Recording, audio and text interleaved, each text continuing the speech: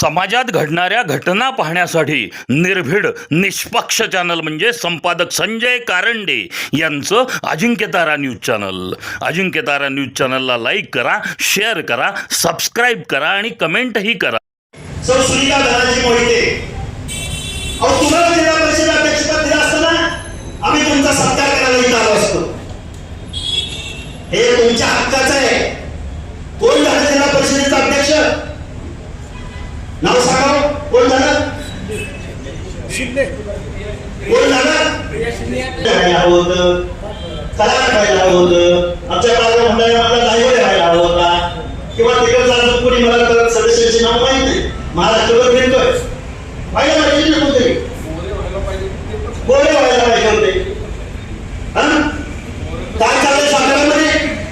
आणि ओबीसी माणसं शांत आसल्यासारखे पडून राहिले. मला वाटलं फेटरला एखादा मोर्चा होईल, पारगाव पुण्याला एखादा मोर्चा होईल. अरे वाईट सुद्धा साहेब कोटे साहेब, तुम्ही मागच्या वेळेस मेळावा घेतला होता, भरपूर माणसं जोडली होती. अरे पण तुमचं आरक्षण तुमच्या घरावर, तुमच्या या आरक्षणावर, हक्क अधिकारावर राजरोस पद्धतीने ताबा मारला जातोय. चर्चा कशाची होते तर यांच्यात लुटूपुटीच्या लढाईची, लढाई भांडणं आणि साताऱ्याच्या जिल्हा परिषदेच्या अध्यक्षपदाची चर्चा हे ओबीसीचं आरक्षण संपलं म्हणून व्हायला हवी होती. पाटणकर देसाई साहेब बोलतायत माझ्या हाताला लागलो मी मंत्री असून, आणि हे बोलतायत कायद्याची सुव्यवस्था. अरे पण तुम्ही भांडताय, पण तुम्ही ओबीसीच्या आरक्षणाचा मुद्दा पडलाय, यावर कोणीही बोलायला तयार नाही. अन्याय करणारा जबाबदार असतो. तुम्हाला आम्हाला कुणी अन्याय केला, ह्याने अन्याय केला, ह्याने अन्याय केला हे म्हणणं खूप सोपं असतं, पण अन्याय सहन करून घेणाऱ्याचं काय करायचं? आता मी यांना काय बोलणार नाही. हे तुमच्या घरावरती ताबा मारणार आहे, घरावरती म्हणजे हक्क अधिकारावरती. हे तुम्हाला जे महामंडळाने दिले तुम्हाला माहितीच नाही. या गावगाड्यातल्या महाराष्ट्राच्या भूमीमधल्या ओबीसी बांधवांना कधी बाबासाहेब समजले नाही, सामाजिक न्याय हक्क समजले नाही, मंडळाला माहितच नाही कोण होते डीपी मंडळ, काय केलं त्यांनी, कोण होते विश्वनाथ प्रताप सिंग, काय केलं त्यांनी, कधीपासून आपल्याला हक्क अधिकार मिळाले, कधीपासून आपण निर्णय प्रक्रियेत यायला लागलो. बघा खूप काही बोलता येण्यासारखं आहे. कायद्याचा खिस पाडायचं म्हणलं 1 तास पूर्ण. डॉक्टर बाबासाहेब आंबेडकर देशाला स्वातंत्र्य मिळालं त्यावेळी बाबासाहेब म्हणाले शहराकडे चला. डॉक्टर बाबासाहेब आंबेडकर म्हणाले शहराकडे चला. त्याच वेळी महात्मा गांधी म्हणाले खेड्याकडे चला. म्हणजे काय? खेड्याकडे चला म्हणजे गावगाड्यामध्ये 70 ते 75% भारत राहतोय आणि त्या माणसांना निर्णय प्रक्रियेत आणायचं आहे, तर आपल्याला खेड्याकडे जावं लागेल. ही लोकशाही, या लोकशाहीची व्यवस्था डॉक्टर बाबासाहेब आंबेडकरांनी बनवलेला सुग्रास असा स्वयंपाक आपल्या भाषेमध्ये बोलतो. डॉक्टर बाबासाहेब आंबेडकरांनी सुग्रास असा स्वयंपाक बनवलेला हा आपल्याला खेड्याकडे घेऊन जायला लागेल. म्हणून पंचायत राज आलं. पंचायत राज, ग्रामपंचायत, पंचायत समिती, जिल्हा परिषद. खेड्यामधला माणूस, डोंगराच्या कुशीला राहणारा माणूस, बलुत्या गटामध्ये काम करणारा माणूस, सामाजिक दृष्ट्या माणूस, मागास माणूस, भटक्यांमुक्त जाती जमाती, ज्यांचा जन्मजात कुणीचा शिक्का असतो तो विजयांची अमरली माणसं, जे इथल्या लोकदैवताची गावगाड्यामधल्या लोकदैवतांची उपासना करणारे जोशी समाज विजयंती बनला. मग त्यामध्ये कोण आहे? भराडी आहे, वासुदेव आहे, पिंगळा आहे, नागपती डवरी गोसावी आहे. विजयंती क मधला मेंढपाळ, विजयंती ड मधला वंजारी, आणि मग ओबीसी मधली सगळी मंडळी 400 450 जाती. यांना जर निर्णय प्रक्रियेत आणायचं असेल तर त्यांना आरक्षण द्यावं लागेल. आता मला सांगितलं आमच्या नेत्यांनी ओबीसीवर अन्याय केला नाही. ओबीसींना बरोबर घेऊन चालणारं नेतृत्व आहे. याच नेतृत्वाला जर ओबीसीच्या अध्यक्षपदासाठी जर याच व्यक्तीला जर पुढे घेतला असतं तर त्यांचा खरोखर मी सत्कार कळलंय. आता वाईट वाटतं या गोष्टीचं. गावची गुरवळली असती तरी बरं झालं असतं. कुणाची दयावरांची कुणाच कळलं मंगेशराव गावची गुरवळली असती तर बरं झालं असतं असं इंगळ्या घसल्या नसत्या आपल्याला सुख असतं. आम्हाला एवढं काय आता सांगायचं तुम्हाला. तुमचं आरक्षण संपलेलं आहे. त्या फलटणचं सांगतो तुम्हाला. मगाशी सांगता सांगता राहून गेलं कोरडे साहेब. फलटणमध्ये 3 सदस्य आमचे SC ST रिझर्वेशन मध्ये 3 सदस्य आहेत. फलटण पंचायत समितीचं सांगतो तुम्हाला. कांबळे साहेब 3 सदस्य आपल्या दलित समाजातून येतात रिझर्वेशन मुळे. 3 सदस्य या महाराष्ट्राची राज्यकर्ती जमानत असलेला आपला मोठा बांधव ज्याच्या हातात राजसत्ता आहे, मान सन्मान आहे, गाव आहे, ते मराठा समाजाचे 3 आणि लोकरे साहेब 9 सदस्य ओबीसीचे. किती? 9 सदस्य. फलटण पंचायत समितीचं सभापती पद ओबीसीला राखीव. त्या फलटणच्या पंचायत समिती सभापतीपदी कोण असलं? भोसले. उपसभापती कोण असलं? काहीतरी सस्ते. हा इन्साफ आहे? हा सामाजिक न्याय आहे? सामाजिक न्याय. ओबीसी लोक किती दिवस झोपा करणार तुम्ही? 2 सप्टेंबरचा जिहाद गेल्यानंतर माझगावमध्ये पोलीस भरती केली गेली. 27 गावचे पोलीस पाटील ओबीसी आरक्षणामधून फक्त मराठा कुणबी झाले. मंगेशराव तुम्ही मगाशी बोलला पुण्याच्या पंचायत समितीमध्ये 42 ओबीसीचे सदस्य व्हायला हवे होते. या 42 पैकी 25 पेक्षा जास्त फक्त मराठा कुणबी झाले. ओबीसी म्हणजे फक्त मराठा कुणबी. पुढे गेला गावागाड्याला जो सामाजिक दृष्ट्या मागास आहे, ज्याला नेहमी सामाजिक दृष्ट्या दुय्यम वागणूक सहन करावी लागली त्या व्यवस्थेमध्ये. कुठे माणूस आली, गोळी केली, हक्कर, धनगर, संगर, वंजारी, लोणारी, परी, गुरव, घशी, नाविक, सुतार, मोहार, कुंभार, बेडर, बेडर, रामोशी, बेंदार, वडार, बंजारा, लमाण. कुठे गेली ही माणसं? कुठे गेला गणपती डबे गोस्वामी? कुठे गेला जोशी समाज? सकाळी या जिल्ह्याचे आमदार शिंदे साहेब त्याचा मला फोन झाला. मी जबाबदारीने बोलतोय. म्हणजे इथून पुढच्या कालावधीमध्ये या महाराष्ट्राच्या ओबीसीच्या जागेवर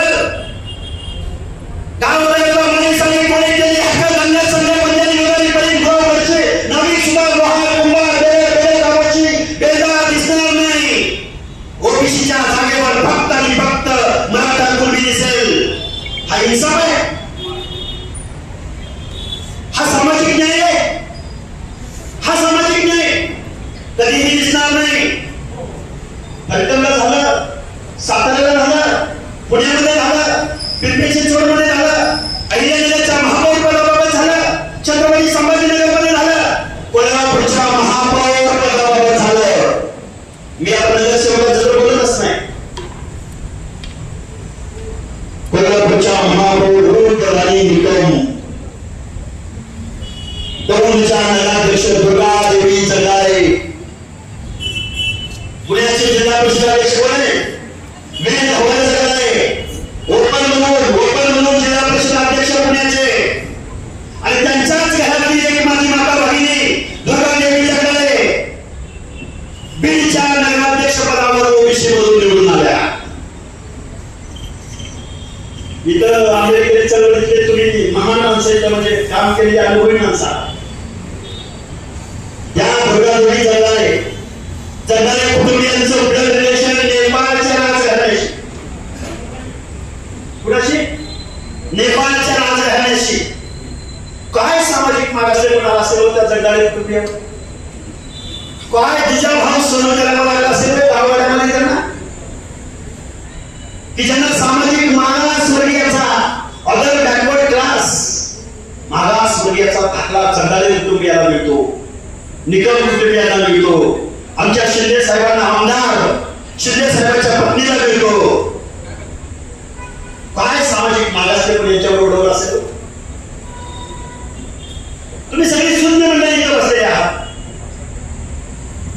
विजयंती प्रवर्ग हा ओबीसी मध्येच मोडतो हे आमच्या अजून भट्टबंधूंना माहित नाही. मला एक सांगा ससाने साहेब, तुम्ही वकील आहात, तुम्ही न्यायालयात आहात, विजयंती अच्या माणसाला ब चा दाखला मिळतो का? बरं ब मध्ये असलेल्या माणसाला क चा दाखला मिळतो का? बरं क मध्ये असलेल्या माणसाला प चा दाखला मिळतो का? मिळतो नाही. विजयंती अ मध्ये जायचं असेल तर गुन्हेगार जमात म्हणून तुमच्यावरती तुमची जात त्यामध्ये समाविष्ट असली पाहिजे.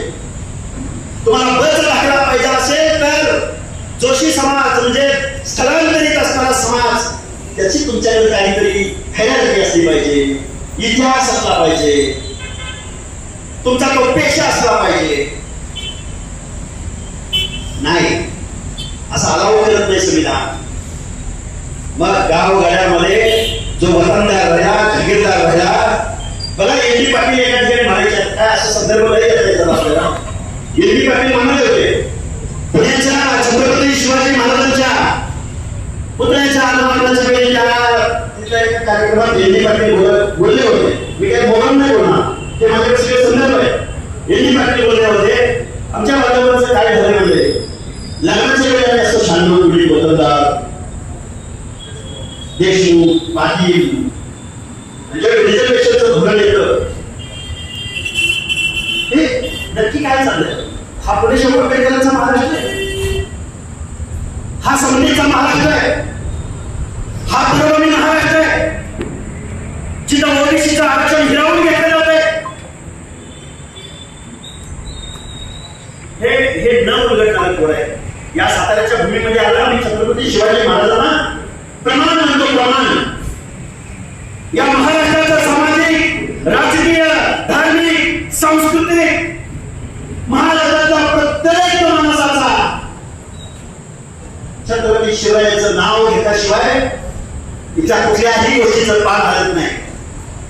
का शिवाजी महाराजांचं नाव घेतो तुम्ही? आम्ही का म्हटलं गेलं रयतेचा राजा छत्रपती शिवाजी महाराज. कारण छत्रपती शिवाजी महाराजांच्या राज्यामध्ये सोशल इंजिनिअरिंग करणारे पहिले छत्रपती शिवाजी महाराज होते. मावळा हा कन्सेप्ट होता त्यांच्या. मावळा जात पात त्यांच्या आड येत नव्हती. छत्रपती शिवाजी महाराजांच्या स्वराज्यासाठी कुणी जीवाची कुर्बानी दिली. गाव गड्याला 11 पगड जातीच्या माणसाने छत्रपती शिवाजींचं राज्य उभं राहिलं पाहिजे. माझा राजा मोठा झाला पाहिजे. या महाराष्ट्रामध्ये स्वराज्याची मुहूर्तमेढ लावली पाहिजे. कुणी जीवाची कुर्बानी दिली? जेव्हा महालेश्वर काशी हे सांगावं लागेल. जेव्हा महालेश्वर काशी तानाजी मालुसरे कोण माणसं होती?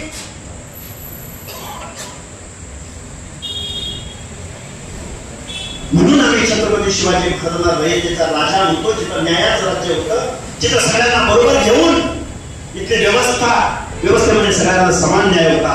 बेहेरजी नाईक कोण होते? बेहेरजी नाईक गुप्तहेर खात्याचे प्रमुख.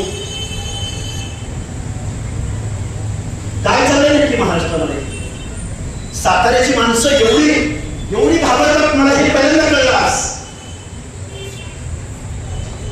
मोर्चा जाहीर होऊन मोर्चा रद्द करण्याची वेळ जर साताऱ्याच्या लोकांवर येत असेल तर मला खूप अवघड वाटतंय या चळवळीचं. की आता आपण सगळं देऊन टाकूया, हक्क सोडपत्र करून टाकूया. कुणासाठी लढायचं? का लढायचं? कुठे माणिकराव सोनवणकर जिल्हा परिषदेचे अध्यक्ष होते ना, लाभार्थी बाबासाहेबांचं संविधान होतं, ओबीसीचं आरक्षण होतं म्हणून तुम्ही पंचायतीचे साताऱ्याच्या झेडपीचे अध्यक्ष झाला ना. मग याचं कुणी संरक्षण करायचं? खूप माणसं आहेत. काय चाललंय की कळत नाही. किती बोलावं, काय बोलावं, कुणाविरुद्ध बोलावं. एक मंत्री महोदय माझ्या मला भेटले आहे की आम्ही ठरवलं होतो ओबीसीच्या मूळ लोकांना जागा द्यायच्या. आता हे शिंदे साहेब सगळं कारण असं की पुढचा माणूस कर्तव्य होता म्हणून मला थोडीच तोड द्यावा लागला. थोडीच तोडीस तोड बाय तोडीस तोड. ताकदच नाही म्हणलं आम्ही माझ्या ह्याच्यात खूप माणसं दिली होते बराच झाले म्हणतात थोडे थोडे थोडे म्हणतात ताकद नाही त्याच्यामध्ये. अरे आमच्यात ताकद नाही म्हणून रिझर्वेशन दिलं ना.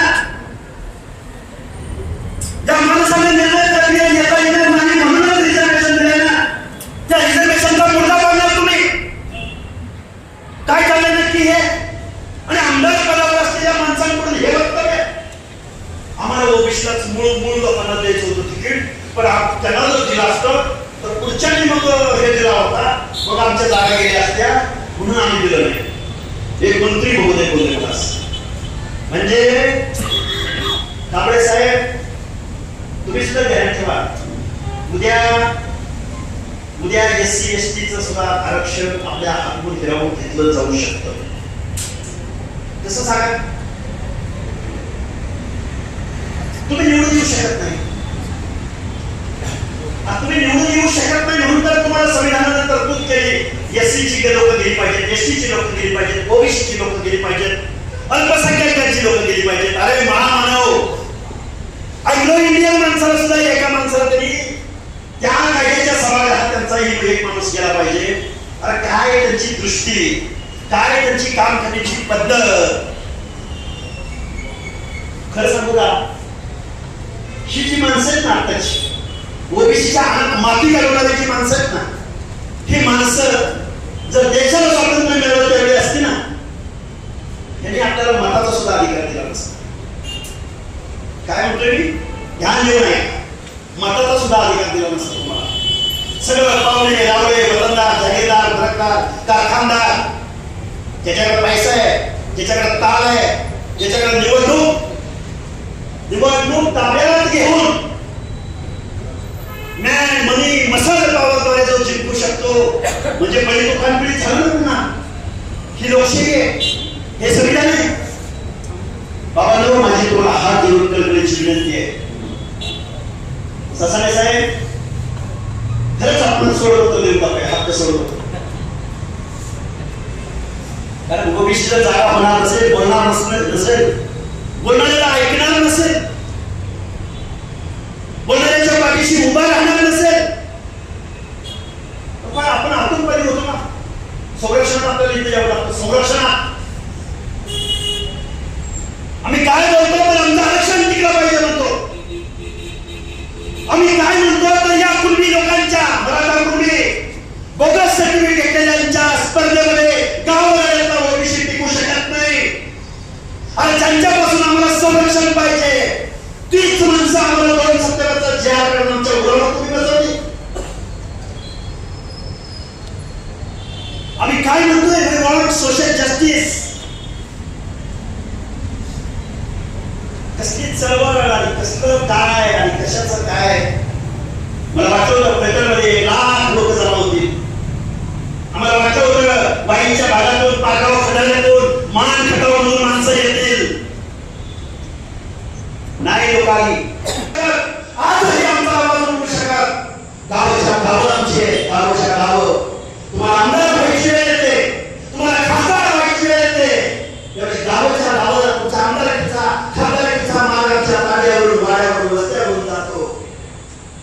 आम्ही तुम्हाला राजा म्हणावं आम्ही तुम्हाला आमदार खासदार म्हणावं आम्ही तुमच्या कारखान्याचं आम्ही काय व्हावं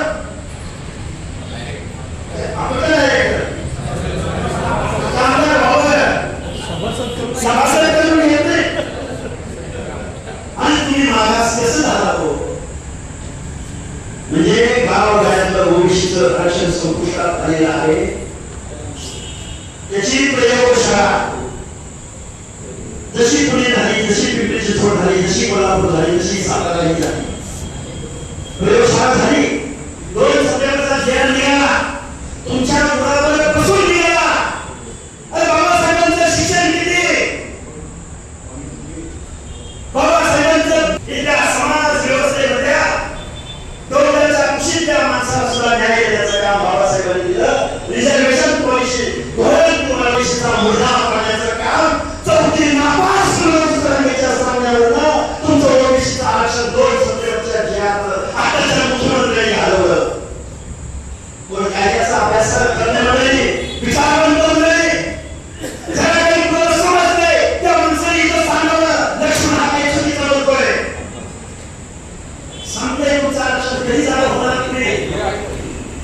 बरोबर माहिती आहे सगळ्या माणसांना. बघा शशिकांत शिंदे साहेब काय म्हणतात कायद्याच्या सभागृहामध्ये ऐका.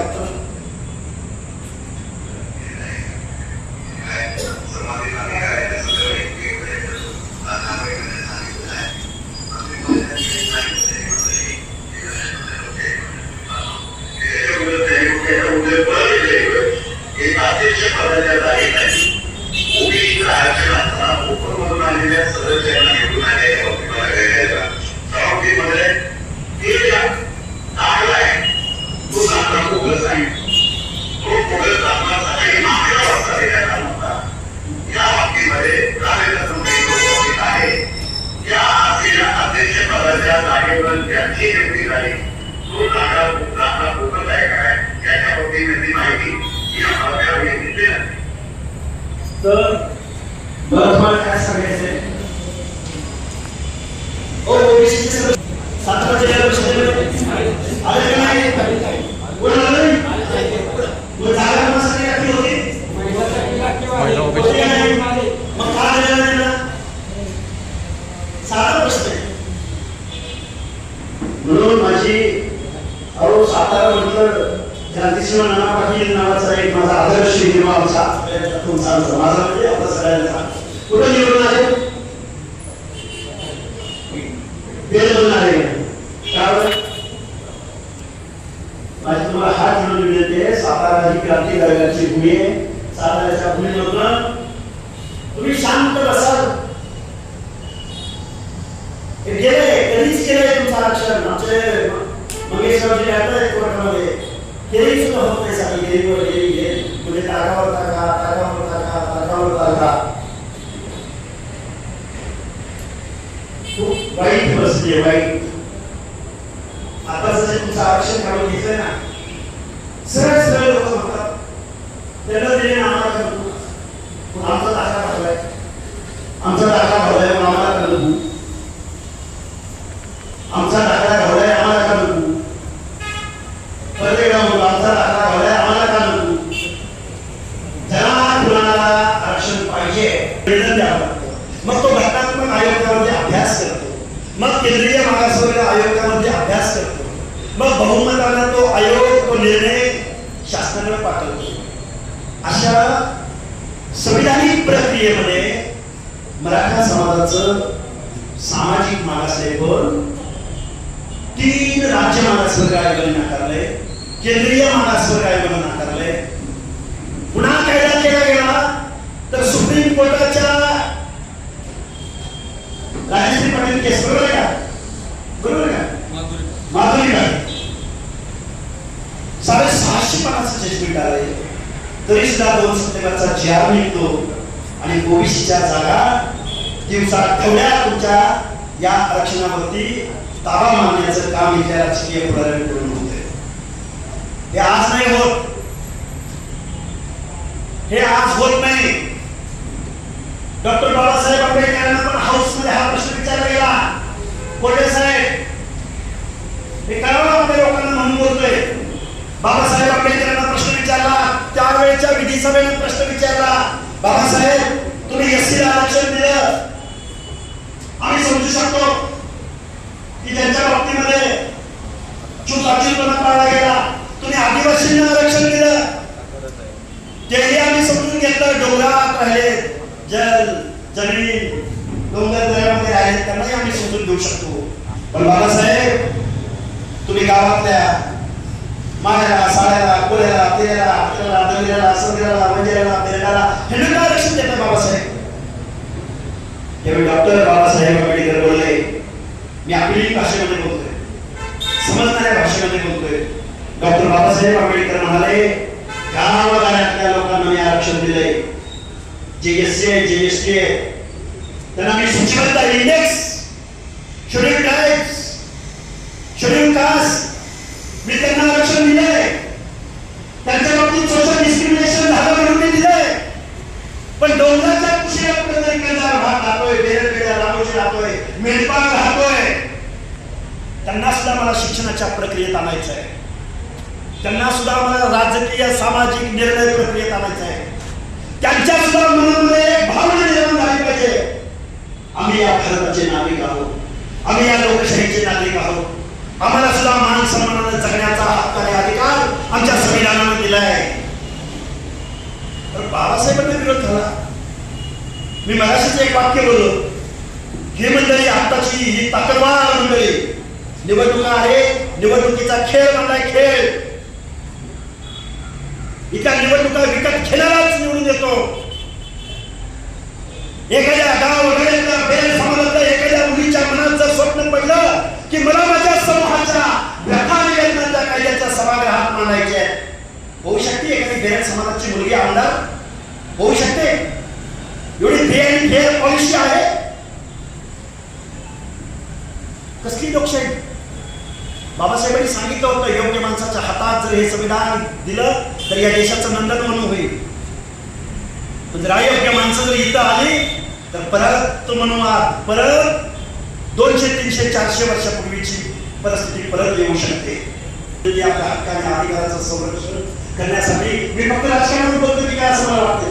नोकऱ्यामध्ये तेच आहे. रिझर्वेशन पाळला जातो का बघा. सरकारी नोकऱ्या किती आहेत त्या बघा. आताच्या मुख्यमंत्र्यांना 18 खाजगी एजन्सीज नेमले, आउटसोर्सिंगच्या माध्यमातून काम करून घेतले. तहसीलदारांना जे काम दिलं जातं, तहसीलदारांना जे कार्यभार आहे तो खाजगी संस्थांकडून करून घेतला जातोय. नोकऱ्या बोलले. तुम्हाला सामाजिक न्यायासाठी पैसे दिले जातात. एक शेवटचं उदाहरण सांगेल, जास्त बोलत ना, एक शेवटचं उदाहरण सांगेल.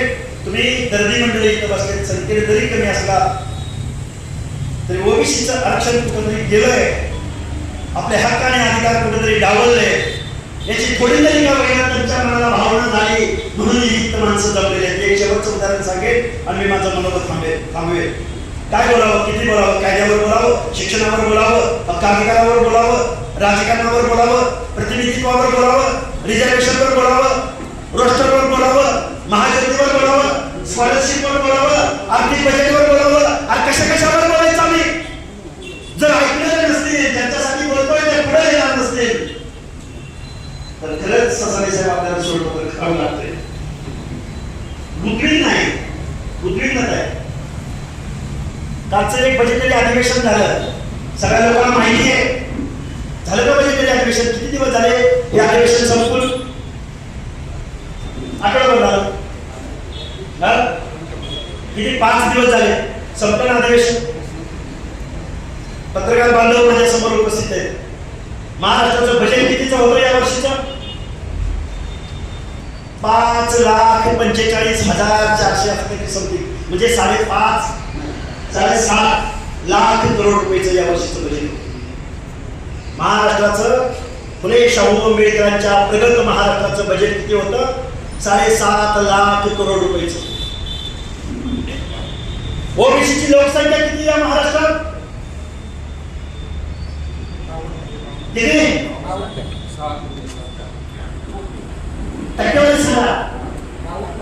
50% धरू. मंगेशराव माझा तर दावा आहे 7% खाली 1% नाही. मी आजवर काम केलं, मला माहिती आहे. ते जनगणना करणारच नाही, होणारही नाही. येऊन देतो पेपरवर. जोपर्यंत 1948चा सेन्सस ऍक्ट त्याच्यामध्ये अमेंडमेंट होत नाही तोपर्यंत कास्ट वाईज सेन्सस होणे नाही. पंतप्रधानांनी घोषणा केली होती. तुम्हाला 1948चा सेन्सस ऍक्ट मध्ये घटनादुरुस्ती केल्याशिवाय तुम्हाला कास्ट वाईज सेन्सस करता येत नाही. केलं तरी जाहीर करता येत नाही. ही फॅक्ट आहे. माझी तुम्हाला हात जोडून एक शेवटचं उदाहरण सांगेल. काय लोक आपण बजेटरी अधिवेशन झालं 7.5 लाख करोड रुपयाचं माझ्या पूर्वमी महाराष्ट्राचं बजेट आहे. 7.5 लाख करोड रुपयांपैकी टक्केवारीतच बोलू आपण. 100%पैकी अर्ध्या ओबीसींना, अर्ध्या ओबीसीच्या सामाजिक न्याय हक्काच्या योजनांना परत म्हणते, परत काय वेळ सांगतील असं. अर्ध्या ओबीसीच्या सामाजिक न्याय हक्काच्या योजनासाठी या महाराष्ट्रामध्ये कालच्या बजेटमध्ये किती तरतूद झाली? आकडा बाजूला ठेवू आपण. टक्केवारीमध्ये बोला. अर्ध्या लोकसंख्येला किती टक्के बजेट मिळालं पाहिजे? अहो किती टक्के बजेट मिळालं पाहिजे? सोडा हो 50%, 25%, बरं 10%, बरं जाऊ द्या 5%, बरं जाऊ द्या 2%, बरं जाऊ द्या 1%, नाही 0.56, 0.56 म्हणजे 0.5%. आणि तो पण कशासाठी दिलाय ते पण सांगतो. पण मला लय बोलतोय, काहीतरी बोलतोय, असं असलं काय ते 0.56% आश्रम शाळांच्या आम्हाला मी ते करतो शिष्यवृत्ती. त्या महाज्योतीचे 100-200 कोटी आणि अजून कुठल्या तरी ते पण तिथं एवढा फ्रॉड आहे, एवढा भ्रष्टाचार आहे, अर्धे पैसे सुद्धा ओबीसीच्या लेकरांपर्यंत पोहोचत नाही. महाराष्ट्रामध्ये ओबीसीच्या मुला-मुलींसाठी एकाही जिल्ह्याच्या ठिकाणी वसतिगृह नाही. जे शासन चालवतं, शासन अनुदानित आहे. किती टक्के बजेट आहे? 0.56%. कसा ओबीसीला न्याय भेटेल? कसा ओबीसी समाज पुढे येईल? कसे भटक्या विमुक्त जाती जमाती अ आणि ब प्रवर्गातली माणसं गावगाड्यात स्थिर होतील? कसा नागप्रती डवरी बसावी गावगाड्यामध्ये 1 गुंठ्याची जमीन धारणा करून तिथं घर बांधून राहील. आमच्या गावात घर बांधून राहिला नाही तर त्याची लेकरं बाळ शिक्षणाच्या प्रक्रियेत कधी येतील?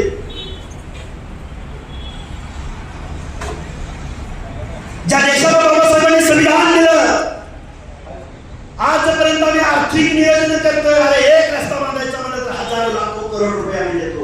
झाला पाहिजे रस्ता, वरळी लिंक झाला पाहिजे, कोस्टल रोड झाला पाहिजे, मिसिंग लिंक रोड झाला पाहिजे, पुणे मुंबई हायवे झालाच पाहिजे, मुंबई नागपूर समृद्धी महामार्ग झालाच पाहिजे. आर्थिक धोरण, आर्थिक उन्नती झालीच पाहिजे ना. पण सामाजिक न्यायाचं काय? आजही गावगाड्यामध्ये अर्ध्या लोकसंख्येना इथला शासन, इथली व्यवस्था वाऱ्यावर सोडत असेल. आजही माझ्या सातारा जिल्ह्यातले लोकप्रतिनिधी जे सामाजिक दृष्ट्या मागासांचा जिल्हा परिषदेचा अध्यक्षपद आहे ते द्यायला तयार नसतील. तुमच्या बाबाची जागी तुम्ही उमेदवाराला पैसे दिले म्हणून सांगता, निवडणूक लढायला आम्ही पैसे दिले, आमचा उपकार करताय, आमची मदत नाही घेत तुम्ही, आम्ही तुम्हाला मतदान नाही करत. काय चाललंय नक्की? हुकुमशाही का तुम्हाला जाहीर लिहून दिली आम्ही सगळ्या लोकांनी? काय बोलताय, कसं बोलावं, काय बोलावं, बरं बोलताय ती बोलताय, कुणाशी बोलावं? अरे आम्ही संविधानाची वाढवलेली माणसं आहे. मंगेशराव ससाने असले आम्ही असू, आमच्या बरोबर काम करणारी माणसं आहेत. आम्हाला काही इच्छा, आकांक्षा, स्वप्न, आमिष आमच्याकडे आमिष येत असतील का नसतील? आमिष आलं ना, माणूस विचारधारा सोडून देतो. आमिष डोळ्यासमोर आलं ना, हक्क अधिकार सोडून देतो. आमिष डोळ्यासमोर आलं ना, विचारधारा सोडून देतो. भाजपची सत्ता आल्यावर इथले राष्ट्रवादीचे, काँग्रेसची माणसं भाजपकडे आहे ना विचारधारा. उद्या काँग्रेसची सत्ता येऊ द्या, उद्या हीच मंडळी सगळी काँग्रेसमध्ये सामील झाली आहे. आमिषापोटी काय काय करतील? एक बंधुबाबांना आमिष दाखवलं, तुला आमदार करतो, तुला मुख्यमंत्री करतो, तुला मंत्री व्हायचंय का, तुझी इच्छा पूर्ण करायची आहे का? रांगा आला. एका महिलेचा तुम्ही राजीनामा घेतला, एका महिलेचा राजीनामा तुम्ही घेतला, बाकीच्यांचं काय? बाकीच्यांचं काय? किती मंत्री आहे, किती आमदार आहेत, गंडे दोरे हातामध्ये बांधणारे बंधुबाबाची काय किती सांगावं, काय काय सांगावं? लाज वाटते हो, लाज. हा पुरोगामी महाराष्ट्र, हा प्रगतशील महाराष्ट्र, अख्खं मंत्रिमंडळ, अख्खं राजकारण, अख्खे आमदार खासदार अरे या बंधुबाबांच्या कच्छपी लागले. आम्ही देव म्हणत नाही का? आम्ही मानतो देव. अरे बिरोबाच्या खंडोबाच्या धुळोबाच्या मंदिरात गेलो तर आम्ही लोकांना घेऊन कपाळ करून टाकणारा लावतो. आम्ही बंदुकी करत नाही, आम्ही जादूटोणा करत नाही. आम्ही आमची संस्कृती, देव, देश, धर्म रीती रिवाज परंपरा शेकडो घेऊन जातोय. समाजात घडणाऱ्या घटना पाहण्यासाठी निर्भीड निष्पक्ष चॅनल म्हणजे संपादक संजय कारंडे यांचं Ajinkyatara news channel. Ajinkyatara news चॅनलला लाईक करा, शेअर करा, सबस्क्राईब करा आणि कमेंटही करा.